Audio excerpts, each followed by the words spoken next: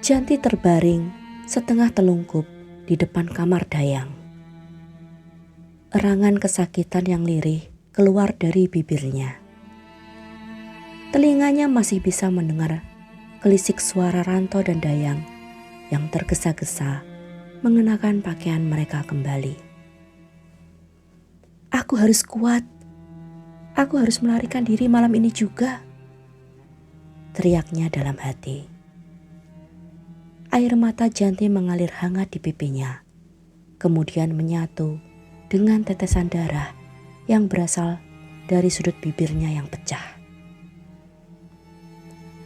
Terdengar langkah telapak kaki Dayang menghampirinya lagi. Janti mengerjapkan mata, berusaha menghentikan aliran air matanya. Dayang menarik kedua lengan Janti dan lalu menyeretnya masuk ke dalam kamar yang ditempati oleh Sugeng. Terdengar suara beberapa pintu lemari yang dibanting. Ranto sedang mencari seikat tambang. Lelaki itu mengumpat keras karena tak bisa menemukannya. Bangsat, di mana dia menyimpan tambang-tambang itu, Dayang? Hardiknya. Kaki lelaki itu menendang barang-barang yang ada di dapur sehingga jatuh bergelimpangan dengan suara berisik yang membangunkan Sugeng. Dayang tak menjawab. Ia menggerutu pelan akibat kepayahan menarik tubuh Janti dan terganggu dengan tangisan adiknya. Pindahkan adikmu ke kamarmu, perintah Ranto kembali menggelegar. Dayang segera menghempaskan kedua lengan Janti hingga membuat tubuh perempuan itu jatuh terkulai di lantai yang dingin. Diam, jangan nangis, bentak Dayang sembari mengangkat tubuh sang adik dari atas kasur dengan kasar dan bergegas membawanya ke kamar seberang. Janti masih bisa mendengar tangisan Sugeng yang semakin melengking saat sang kakak menghempaskannya di kamar seberang, entah di atas kasur atau di lantai. Ibu, ibu, teriak bocah itu pilu memanggil sang ibu tiri. Disusul dengan suara pintu kamar yang dibanting keras dan dikunci dari luar. Janti semakin memejamkan mata dan menggigit bibir bawahnya dengan suara bergetar.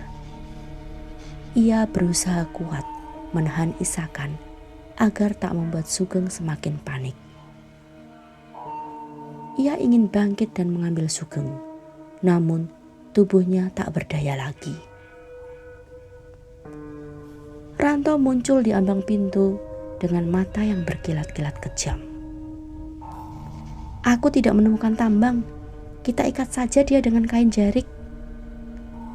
Sambil berucap, Ranto merenggut dengan kasar kain jarik yang dikenakan Janti dan berusaha mengikat kedua lengan perempuan itu di belakang punggungnya. Aku tak akan membiarkan kalian hidup dengan tenang. Aku akan menceritakan kejahatan yang kalian lakukan kepada semua orang, ucap Janti yang nyaris hanya serupa bisikan lirih. Namun rupanya kalimat itu terdengar jelas oleh Ranto dan Dayang yang kini membantu lelaki itu menikung lengan Janti. Ranto tertawa terbahak-bahak mendengarnya. Lalu tanpa diduga ia mendaratkan telapak tangannya dengan keras ke sisi kepala Janti. Terdengar pekikan Janti sekejap. Tamparan itu membuatnya jatuh pingsan. Janti tak tahu sudah berapa lama ia jatuh pingsan. Sekujur tubuhnya terasa remuk redam. Wajah dan mulutnya terasa nyeri dan perih akibat hantaman dan pukulan yang dilakukan oleh kedua manusia bejat nan biadab itu. Dengan punggung tangan yang gemetar, ia mengusap darah segar yang masih berleleran di dagunya. Janti menelan ludah. Tenggorokannya yang kering kini merasakan amis darahnya sendiri. Kesadarannya belum pulih benar, namun ia masih bisa mendengar isakan lirih Sugeng di kamar seberang dan dengkuran keras Ranto. Rupanya lelaki itu masih tertidur. Janti tak mendengar suara Dayang. Ia tak tahu ada di mana gadis itu sekarang. Apa mungkin Dayang juga masih tertidur di kamar itu? Tanya Janti dalam hati. Janti beringsut pelan dan berusaha untuk duduk dengan tegak. Dengan kening mengernyit menahan sakit, Janti mengatur napasnya yang tersengal. Sangat sulit untuk mengubah posisi dengan kedua lengan yang masih terikat di belakang punggung. Beberapa detik, Janti berusaha duduk dengan tenang dengan bersandar pada tepian ranjangnya. Perlahan pikirannya mulai jernih. Rasa sakit yang mendera setiap permukaan tubuhnya kini tak dihiraukannya lagi. Aku harus kabur sekarang, tekadnya. Janti yakin, meskipun ia meninggalkan Sugeng sekarang, Dayang dan Ranto tak akan mencelakakan bocah itu dalam waktu dekat. Pelariannya akan sia-sia bila ia memaksakan diri untuk membawa Sugeng. Kedua manusia laknat itu pasti akan dengan mudah bisa menangkapnya kembali. Janti menarik-narik pergelangan tangannya hingga ikatan kain jarik itu menjadi longgar. Ternyata ikatan itu memang tak begitu kuat. Pergelangan tangan Janti yang kurus membuatnya mudah membebaskannya dari simpul buatan Ranto. Dengan tungkai yang goyah, ia berpegangan pada tiang ranjang dan mencoba untuk berdiri. Ternyata berhasil. Janti mengambil pakaiannya yang terdekat dan mengenakannya dengan tergesa-gesa. Perlahan ia pun melangkah keluar sambil berpegangan pada dinding. Ia mengintip sebentar ke arah dalam kamar Dayang. Dilihatnya kaki Ranto dan Dayang yang saling berhimpitan di atas ranjang. Sementara Sugeng berada di sudut kamar yang tak terlihat dari arah pintu kamar Janti. Dengan mengendap-endap, Janti menuju ke arah pintu belakang. Jantungnya yang berdebar kencang seakan berdetak di dalam gendang telinganya. Perasaan gugup dan takut mencengkeramnya hingga membuat perutnya terasa diremas dengan kuat. Dengan mengerahkan seluruh tenaga yang tersisa, Janti mengangkat palang pengunci pintu belakang yang lumayan berat. Namun, saat ia berhasil meletakkan palang itu di lantai dapur dan bersiap untuk melangkah keluar, tiba-tiba terdengar teriakan Dayang dari arah pintu kamarnya. "Hei, mau kabur kau?" Dayang menghambur ke arah dapur untuk menggagalkan rencana kabur Janti. Janti yang sangat terkejut, sejenak tak tahu apa yang akan dilakukannya.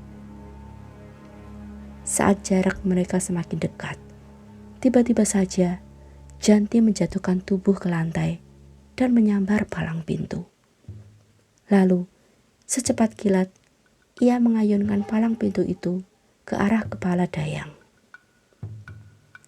Gadis itu pun menjerit keras saat mendapat serangan yang tak terduga. Ia jatuh terpelanting dan tak sadarkan diri. Mata Janti membelalak lebar. Ia pun sangat terkejut dengan akibat perbuatannya. Namun sedetik kemudian, ia kembali dikejutkan dengan teriakan keras Ranto dari arah pintu. "Dayang! Kamu apakan anakku Janti? Mau kabur kau?" Lelaki itu berlari menghampiri Janti dengan pandangan mata penuh amarah dan kebencian. Janti tampak terpaku di tempat, tak berusaha untuk menghindar. Saat jarak mereka sudah sangat dekat, dengan gerakan secepat kilat, Janti merogoh bagian depan kebayanya, lalu menghunuskan sesuatu.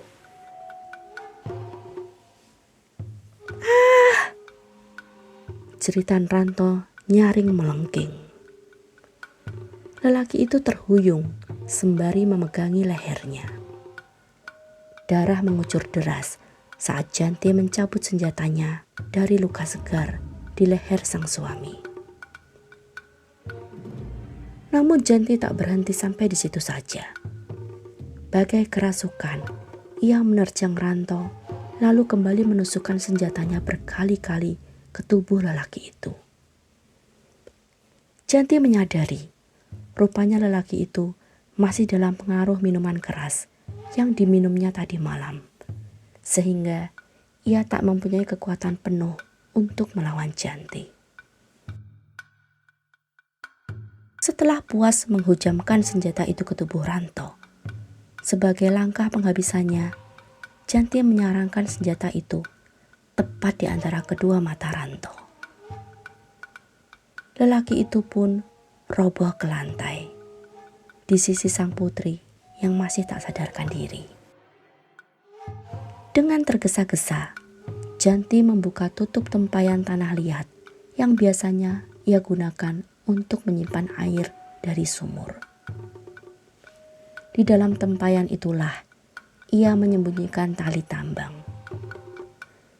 Ia mengambil tambang dan menggunakannya untuk mengikat Dayang. Ia tak sampai hati menghilangkan nyawa anak tiri yang sekaligus keponakan dan sekaligus juga selingkuhan suaminya itu. Namun setidaknya mengikat Dayang akan memberinya sedikit waktu untuk kabur sebelum Dayang meminta pertolongan kepada orang lain untuk mengejar Janti. Selesai mengikat tangan dan kaki Dayang, Janti pun mencabut kembali senjata rahasia yang telah memakan nyawa Ranto. Itu adalah salah satu dari satu set tatah yang diberikan oleh Suropati untuknya. Rupanya, tanpa setahu Dayang yang saat itu sedang sibuk membawa sugeng, Janti berhasil meraih sebatang tatah dari bawah ranjang dan menyelipkannya di dalam kebayanya. Janti mengelap sisa darah Ranto di tatah itu dengan celana komprang Ranto yang masih dikenakannya. Lalu ia kembali ke kamarnya untuk mengambil tatah yang lain dan setelahnya lalu menghampiri Sugeng. Dengan langkah pasti, Janti menarik tangan bocah itu sembari melangkahi tubuh Ranto yang kini sudah menjadi mayat.